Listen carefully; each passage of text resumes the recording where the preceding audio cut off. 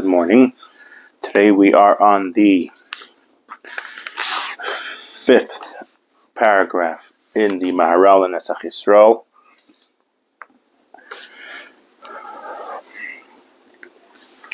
The last video we spoke about, the fourth one, that the fact that the Eden are spread out is part of the same idea of the unnatural not becoming natural. Now he's going into the Shibud HaGolos, the idea of Shibud HaGolos, the fact that we have other people ruling over us, and how that also goes into the unnatural not being natural. So therefore, the Golos has to have an end, being that it has a beginning, it has an end, as he's going to say later. And then he touches upon that. That's why, as he says in the third paragraph, I think, about that from the Golos you know the Geula. So let's begin. Be'ezras Hashem. V'oid, and another point, Lefi Seder HaMetzios, according to the way things are. Ein roi shetia umma meshubetes ba'acheres. It's not befitting that one nation to be subject to another nation, to be ruled over someone else.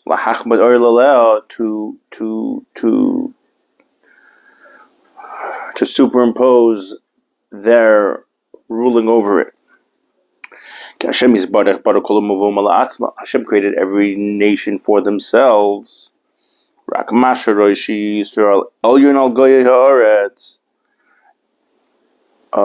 Then it goes into a different thing, that it says in the Dvarim, that the Yidden are going to be exalted over all the other nations, which is as it says in the Gemara, that there's a difference between when we do what Hashem wants and when we don't do what Hashem wants. So when we do what Hashem wants, then we're befitting to be Elyon Goyah Haaretz. This idea of the Yidden being someone else is a different thing. Because then you would ask, if Hashem told us Elyon Goyah Haaretz, then how exactly all the other nations can't rule over us, if that's the way that Hashem put it.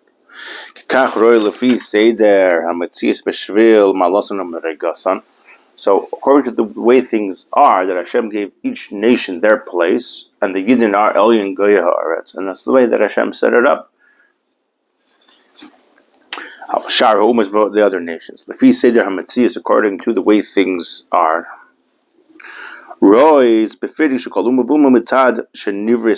Being that, as we said before, each nation was created for itself. Each nation has its own spot. If you want to say,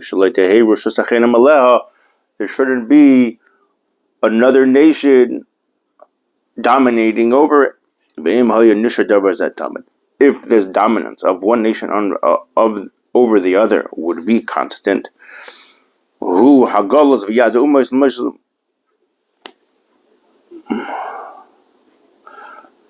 It says Hu HaGolos, which I have a feeling that it's a typo, that it's supposed to be Haya HaGolos V'Yad U'Mos L'Moshlem Al Yisrael.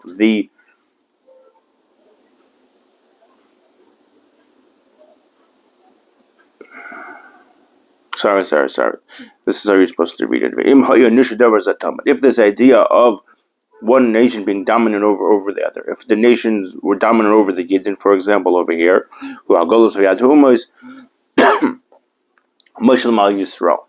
so then the nations would be dominant over the Yidden, over the Jews. This thing. So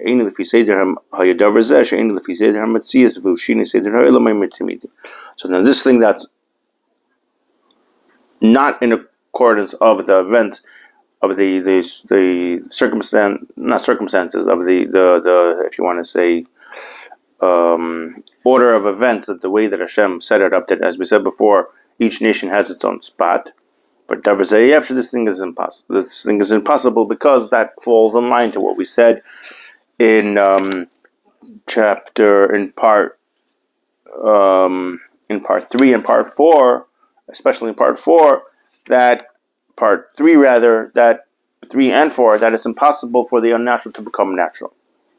So if there's an order that Hashem set it up, say Dar Metzias, as he says, if there's an order of events the way that Hashem set it up, then if that thing happens always, then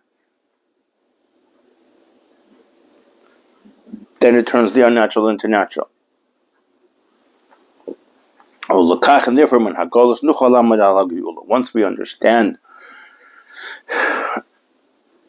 the Golos, we'll be able to understand the Geula. And tomorrow we're going to go into that Golos shows on a Geula, similar to what I said in the it's the 5th video, but just when I clarified the idea of Gola and Geula, how they're able to look at it in Nun Aleph. But someone pointed out to me that not necessarily is the Rebbe saying the same thing as the Maral. On the contrary, the Rebbe is saying more than the Maral. Well, we'll probably have to give a different video to that and go into the difference of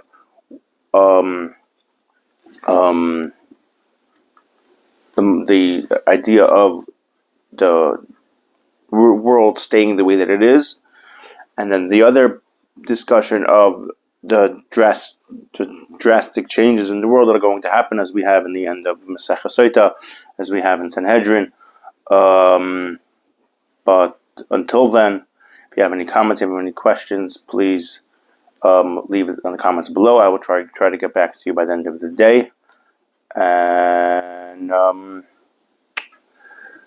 do whatever you put your mind to. Have a wonderful day.